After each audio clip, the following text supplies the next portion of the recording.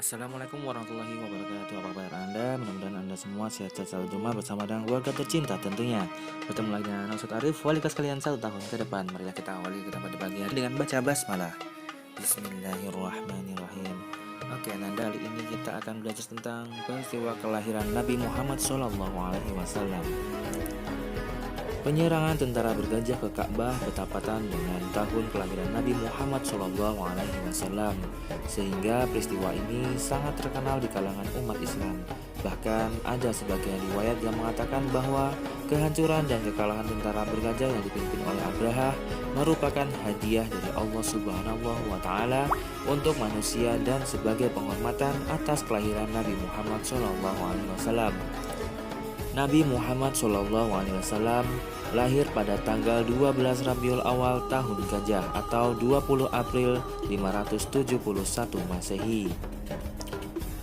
Pada waktu Nabi Muhammad SAW berusia 3 bulan, dalam kandungan ibunya, Aminah binti Wahab, ayahnya yang bernama Abdullah bin Abdul Muttalib telah meninggal dunia di kota Yastrib atau Madinah dalam perjalanan berdagang ke negeri Syam. Nabi Muhammad SAW dilahirkan dari garis keturunan yang terhormat. Kakeknya yang bernama Abdul Muttalib adalah seorang pemuka kaum Quraisy di Mekah yang paling disegani. Abdul Muttalib dipercaya masyarakat sebagai penjaga Ka'bah. Dialah yang berhak memegang kunci Ka'bah. Sewaktu kecil, Nabi Muhammad SAW disusui oleh ibu asuh yang bernama Halimah Sya'diyah di perkampungan Bani Sya'ad selama 4 tahun. Setelah itu, ia diasuh kembali oleh ibu kandungnya. Namun, ketika berumur 6 tahun, ibunya meninggal dunia. Ibunya mendadak sakit sepulang berziarah ke makam Abdullah. Ibunya Aminah meninggal dan dimakamkan di desa Abwa. Nabi Muhammad SAW kecil menjadi yatim piatu, hidup sebatang kara tanpa ayah dan ibu.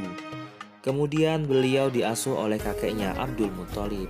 Tetapi keadaan ini tidak pernah membuatnya sedih, apalagi berputus asa.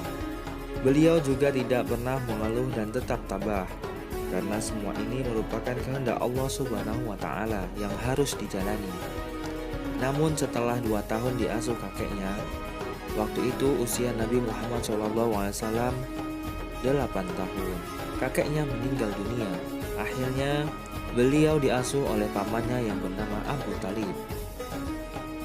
Pamannya sangat menyayangi Nabi Muhammad SAW karena sangat rajin, jujur, tabah, dan bersemangat dalam bekerja. Kakek dan pamannya memiliki andil yang besar dalam mendidik Nabi Muhammad SAW. Semenjak kecil, Nabi Muhammad SAW selalu rajin bekerja. Ia pernah menjadi penggembala kambing milik keluarganya dan kadang mengembalakan kambing milik penduduk Mekah. Bahkan karena kejujurannya itu, sejak kecil ia mendapat julukan Al-Amin, yaitu orang yang terpercaya.